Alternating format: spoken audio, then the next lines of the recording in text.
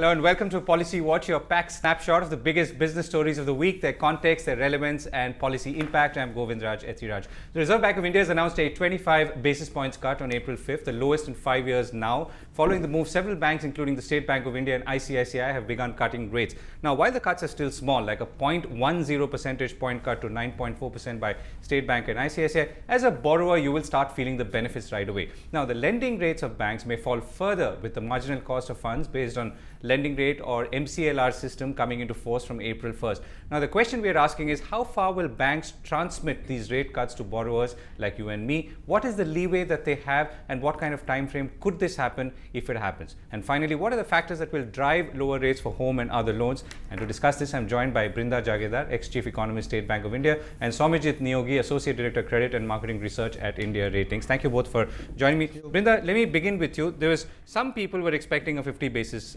points rate cut, but what came was a 25, which was of course the consensus figure by the time it finally came. What is your understanding of what this will finally lead to, at least in the near term, for borrowers like you and me? I think in this policy you should look beyond the rate cut, 25 basis point, which of course he has delivered, but it is much more than that.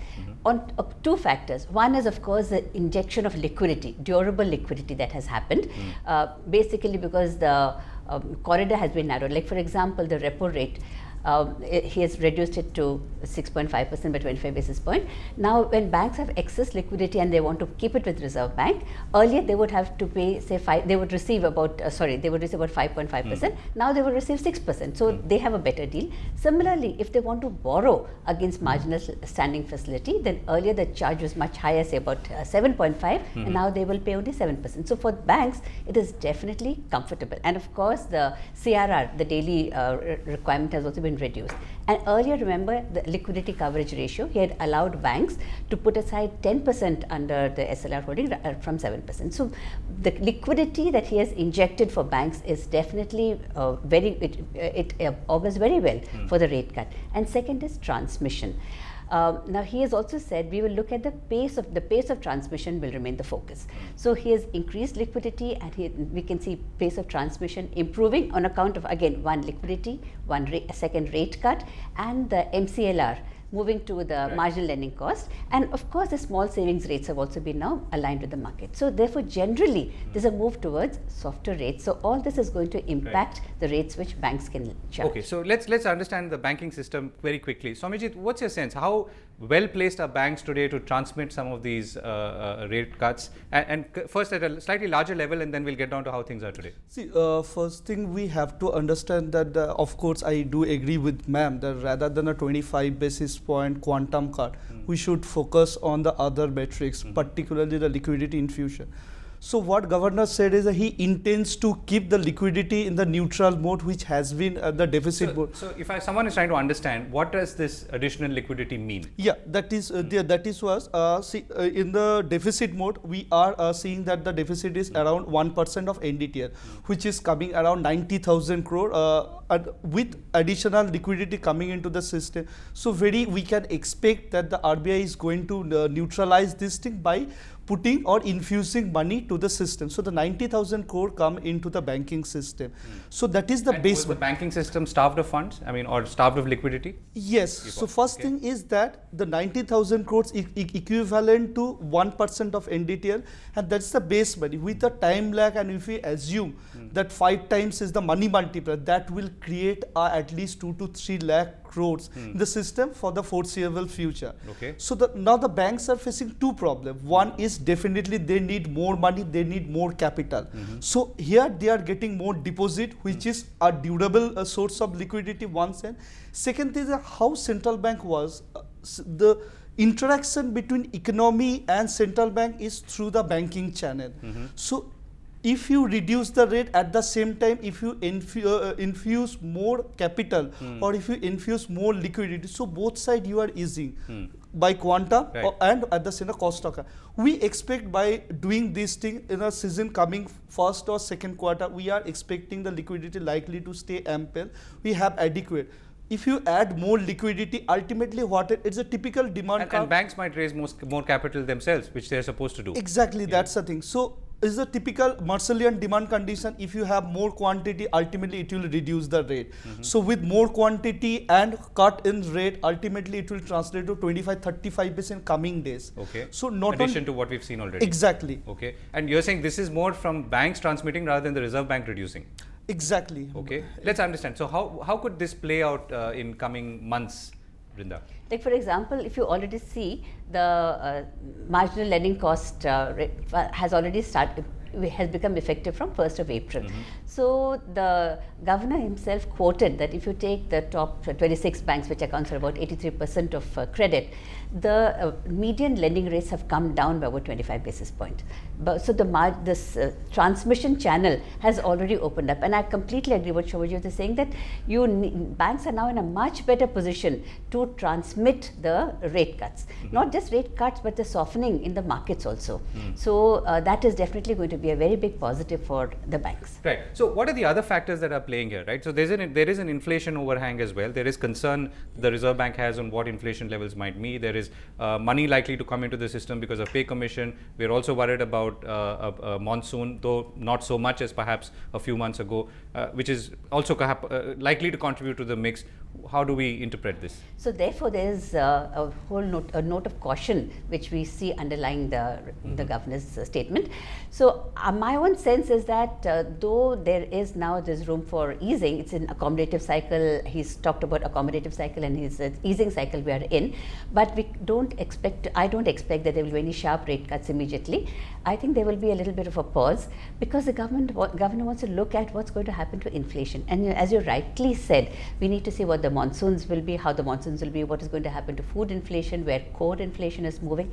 And also, the governor says he will inject liquidity, A, through OMOs, buying bonds, and second through buying foreign exchange. Right. So we need to see how the rupee is going to move also. So there will be a note of caution, and though we are in an easing phase, I think we can expect another 25 basis point, but not right away after a pause. Right. So Soumyajit, once upon a time in 2004, rates were about 7% for home loan borrowers. Now, I mean, any home loan borrower who's watching this is like wanting to understand what is at play here that will finally or potentially bring rates to a level that is in recent history.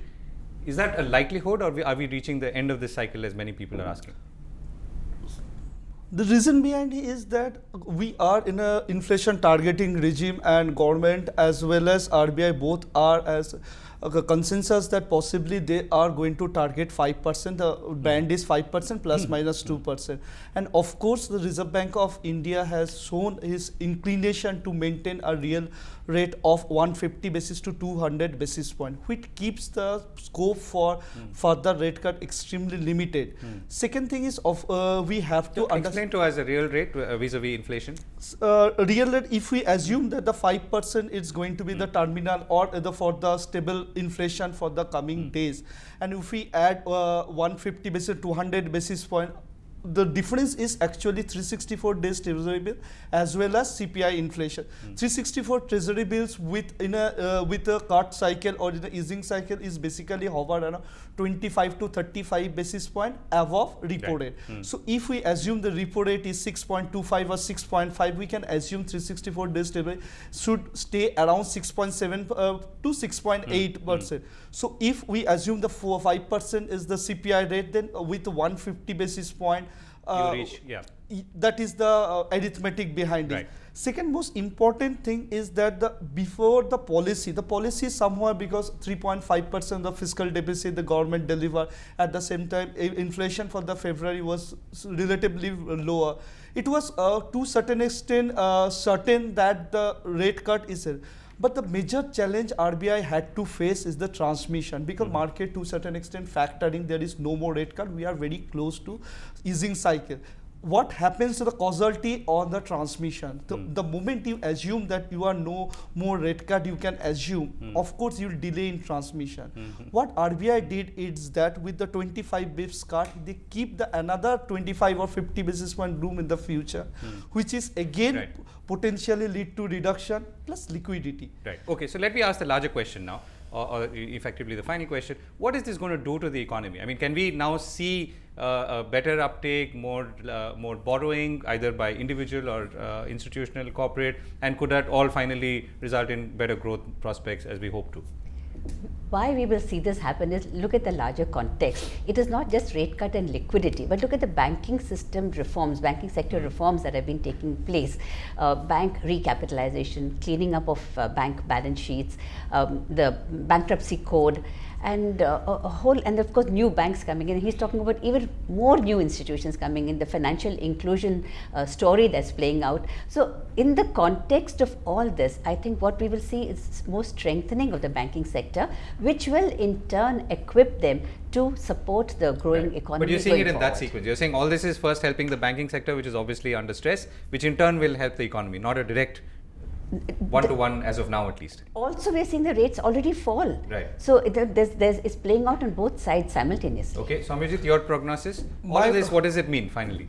See, it's not only the cost of capital, but also the demand for capital is very much important. We have seen when Maybe sometimes we assume that if supply or rates fall so low that demand automatically gets stoked.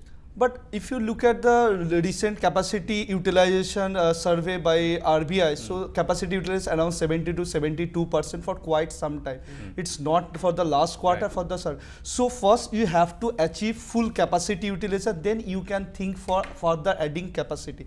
First thing, we cannot expect that the global economy going to come out from this stage and there is further export-led growth, as well as the domestically. So first it has to reach 85 to 90% of the capacity utilization for a sustained period, for the not for the 1 quarter, 2 quarter, for the sustained period, and visibility should improve. Then only we can think Expect for companies to actually start investing in additional capacity and hoping. So that the demand- capex first thing, the demand driver first, the visibility of the future should come in. Then further capacity utilization, then will lead to which the is dependent addition. on both domestic and external. Exactly. Anyway, right, we've run out of time, unfortunately. Thank you both for joining me. We need to go in for a break. Coming up on the other side, earnings season is coming up and there's a lot of trepidation in the markets, and that's being reflected in the Sensex as well as the Nifty. Stay with us as we find out what happens next.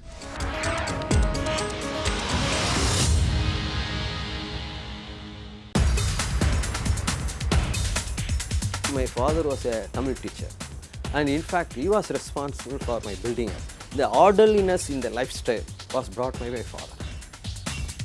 In India, my feeling is that primary education has to be strengthened heavily.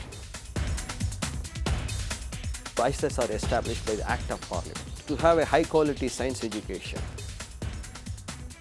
Watch Eureka with Professor V. Ramakrishnan, Director, Indian Institute of Science, Education and Research, Thiruvananthapuram, on Rajya Sabha Television. आज हम लोग बात करने जा रहे हैं doctor Bhimrao Ambedkar की प्रसिद्ध पुस्तिका एनाइलिएशन ऑफ कास्ट। वो इतिहास वर्तमान लेकर आता है, क्योंकि जो कहानी बाबा साहब की थी वो हमारी कहानी है। जाति ये आपकी मानसिक स्थिति है, उसको बदलने के लिए आपको मेरे ख्याल से खुद प्रयत्न करने पड़ेंगे कि आपकी जाति की चेतना कम हो जाए, विश्व की चेतना बढ़ जाए। Kinds of problem that we have, one is the capitalism, the other one is journalism. Hinduism की बात नहीं कर रहे हो। भारत रत्न बाबा साहेब अंबेडकर की किताब एनहाइलेशन ऑफ कास्ट पर प्रोफेसर गोपाल गुरु के साथ खास बातचीत RSTV के कार्यक्रम किताब में रविवार और सोमवार दोपहर 3 बजे।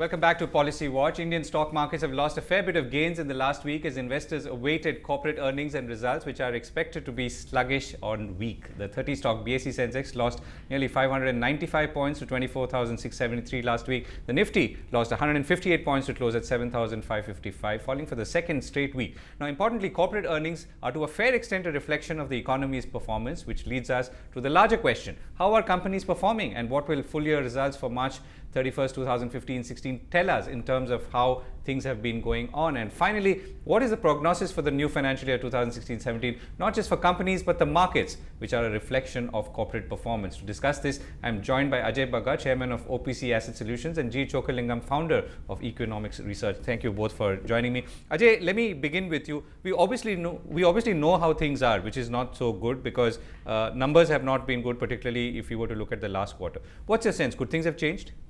No, things have not changed, and it will take another probably 2 to 4 quarters for things to really rally. Overall, the macros are much better.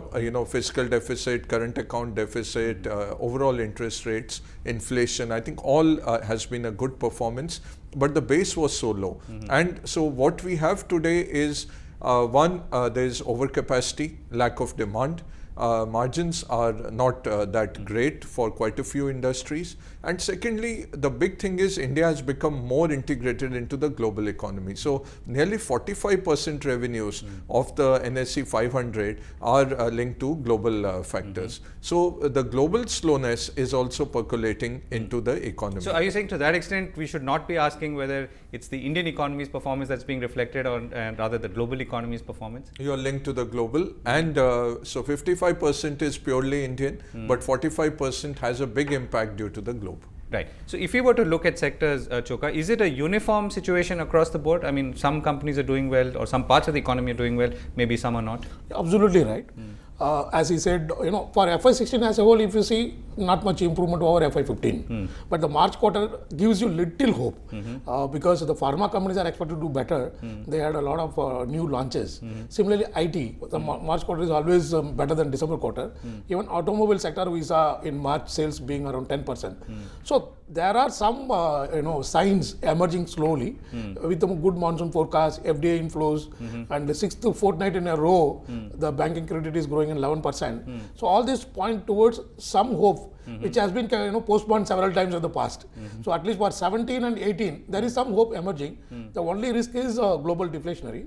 As far as the sectors are concerned, yes, it is not uniform across all.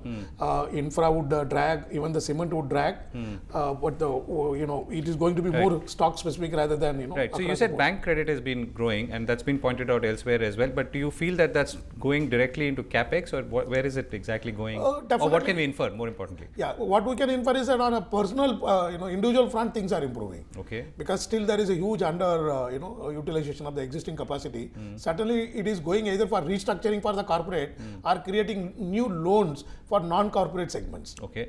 Ajay, just for someone who's trying to understand this, what is the linkage one can draw between corporate performance and the sense of well-being in the economy? I mean, what you feel and what you actually see in terms of numbers. Yeah. See, the macro is much better, but you're coming out of a hole. You're digging, you're climbing out of a hole, literally. So the corporate performance is not that strong yet. And even credit, what we are talking, corporate credit has grown only 5% year on year. The consumer credit, what Chokka was mentioning, is 20% year on year. So overall, you get a 9% credit read. But credit is slow. Capex is nearly zero, Govind. It's more the public sector units and the infra spends by the government, which is driving capex. Otherwise, you see replacement cycles have just gone down, and you're running the economy at 75% capacity utilization. Unless you start hitting 85, 90, people will not put in. So sentiment is not good. The SME sentiment is extremely bad because they are the ones who face the brunt. The big corporates arm twist them into longer credit cycles. The government takes time to pay. Government is sitting on 1,20,000 crores cash lying with RBI, which came up in the credit policy also. So they've done a great job in fiscal. And what is its reflective, Govind? The top level corruption has stopped. They have really made a big change at the top, but the whole system is so corrupt. Government doesn't want to give money out until they are trying to reform pockets, and that is really leading to a logjam. So the lubrication that was there, you look at real estate, look at agricultural land, all prices are crashing. Why? The black money which used to lubricate those sectors is not being generated now. So government has done an excellent job, but it needs 20 years to really change India. Right. And right That's now, a very, very long. It's a long time because the whole system is so bad. Yeah. You look at what's coming out of Calcutta, all those syndicate and this. That's the reality. You try to unload anything in Kerala, you will have to go through the local union. So let me ask you a counterfactual question in a way. But we've also seen double-digit growth in this country when all of these problems being there, right? So how did we do that? That was global liquidity again. Okay. And see, the big change that was happening was And sorry, let me add to that. So double-digit growth and robust stock market performance. Yes. Yeah. See, stock market, again, you look at last month, Govind, there was nothing, no fundamental change. But $15 billion came into emerging funds globally. India got $4 billion. $4 billion comes into a market of this size, the turnover-wise, you get it. Now, in the first 1 week, what has happened, 500 million has gone out of emerging funds. 132 million from India focused fund. So we saw 4 days of FII selling and the market went down 500 points. That is the reality. So if what we saw 2003 to 2010 was more that global liquidity as a huge amount of liquidity came in, and that helped us also. And that was because of low interest rates in the and overcapacity. You go back, this was the same from 97 to 2000. And then when the crash came, it took us nearly 3 years to recover. Okay. So we are in that recovery path. You can't blame this government, what they inherited. But it's taking time, and capex will take another year, Govind. It's a 2018 story. Right. So, Chokka, what are the cues then one can look at if we were to say that, okay, companies are not, their companies are doing okay, but they're not really doing that well, and there are so many reasons, including the fact that capacity utilization has to reach highs. Obviously, prices are still low, demand is suppressed. So, where does that lead us? No, certainly for global factors are not going to remain what it is now. I think definitely there is a hope because as I said, external economy is strengthening. Except export degrowth, you look at the forex reserves, CAD, even the share of external short-term external debt in the total debt, things are improving. As I said, the banking credit, with normal monsoon, and you already seen some uptick on aviation sector and volume growth at the major ports. So according to me, things are converging to mildly take off. I am not saying that it's going to be sudden, boost to the economy, but according to me, the only risk factor is a global economic condition. If the deflationary pressures get strengthened, then we will have a problem. Otherwise, I am pretty confident that what the majority analysts forecasting for FY17 can happen. So let me ask the question I asked Ajay as well. So to what extent are you seeing the link between, let's say, better corporate performance in the next 2 quarters, assuming all the facts that you mentioned lead to better corporate performance, with the way the stock markets will perform? If monsoon is good, I think market should, once again rise minimum 15% in the current calendar year itself. That's what I'm saying. I'm quite bullish on the short term on the market. But 6 to 9 months one has to monitor the global deflationary factors because, unusually, normally the resource prices, react to the economic development later. But this time the global economy uptick is not there, but the resource prices have moved up sharply. So therefore, I am little concerned on that. Right. And you're saying that it's only industries like pharmaceuticals and information technology which have the sort of edge in this market? No, for only March quarter. Okay. Because I am still concerned about the pharma, because the way you are seeing every fortnight one company is getting impacted. So unless the government of India sits with the the US government and tries to resolve some of these issues, again it's only a short-term phenomenon. Ajay, if we were to drill down a little, what's your sense? I mean, which part of corporate India is likely to do better? Which part could recover faster, and how could that translate into the market? Yeah, see again, the sectors which have lower leverage is very clear. So infra, the issue is the leverage part and the difficulty of doing business in India. It's extremely difficult. I don't know why the infra companies work. You look at BHEL, look at L&T, 6 to 8% kind of margins. Why don't you return the capital to the investors and just shut shop? It doesn't make sense to work at these kind of margins in any business. What are the big margin businesses? No, but you're saying margins are low because it's lost due to the fact that ease of business is not good? And the stalled projects. You look at CMI, again, I'm normally a glass half full guy, but why am I being a glass half empty today? CMI has come out and stalled projects. Our analysis had shown last quarter itself, stalled projects were increasing. Last quarter, CMI data is showing, Govind, that of implemented projects which started implementation, 12.5% are still stalled. It's a huge amount. Then Credit Suisse comes in that your ROEs are falling. What we used to say, India is high price earning, but we have very high ROEs, and so we have a price earning growth ratio which is very high, so we command a premium.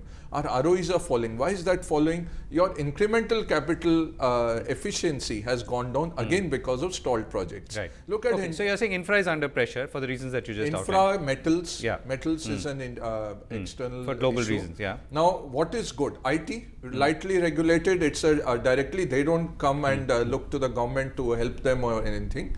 IT will do well. Pharma, what Chokka mentioned, I think it's a temporary issue. It's not a safety issue, it's a quality process issue where they have to make it. US FDA used to come once in a while pre-announced. Now they've set up base in India. They've because you are the biggest after US in terms of the number of FDA plants. Right. So you will get this, but they will come out of it very high margin business. So IT, pharma, then the domestic consumption themes. I think consumer durables does well because of the pay commission money coming in, and rural economy. I think if the monsoon does well, then two-wheelers start picking up. Cement, March is different from January. January was 30% price down. March they took price rises, and March the volume has increased. I would bet on cement, and I think market started the last week. I've been talking about it for 6 months. I was wrong, but I think finally the cement cycle seems to be picking up. Okay, so what's your sense? If you were to sum up very quickly, Chokka, 2016-17, is it going to be a good year, a breakaway year, a year that will go gangbusters? Definitely for Indian market, I believe that 15-20% upside is very much possible in FY17. But as I said, the global economy is not showing any uptake. So the only risk is, in case US economy fails to grow above 1.5%, then we'll have problem. So according to me, we will have to monitor only the Eurozone and the US.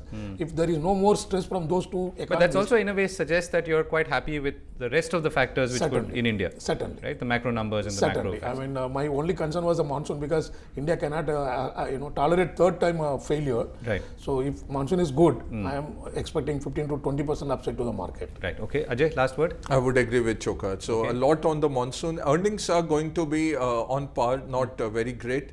Not disappointing either, because market. When you say on par, what would that mean in terms of sales and net profits, roughly? Roughly we are looking at basically mildly positive. So maybe a 3% year-on-year kind for the entire base of companies is what we are looking top at. line. No, in bottom line. Top line might be flat, because again the commodity prices have gone down year on year. So you have a big chunk of refiners, you have a big chunk oil and gas. How is our market broken up? 20% is banking, 20% is IT. That will grow. PSU doesn't grow, but the private sector banks are big in terms of market cap. So they catch the slack. Right. And then is oil and gas, pharma, auto. So auto is better, pharma is massively better, oil and gas, the volumes are down, margins are better. GRMs will be better.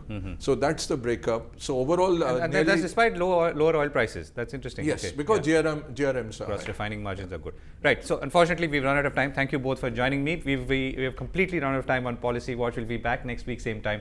Thanks for watching.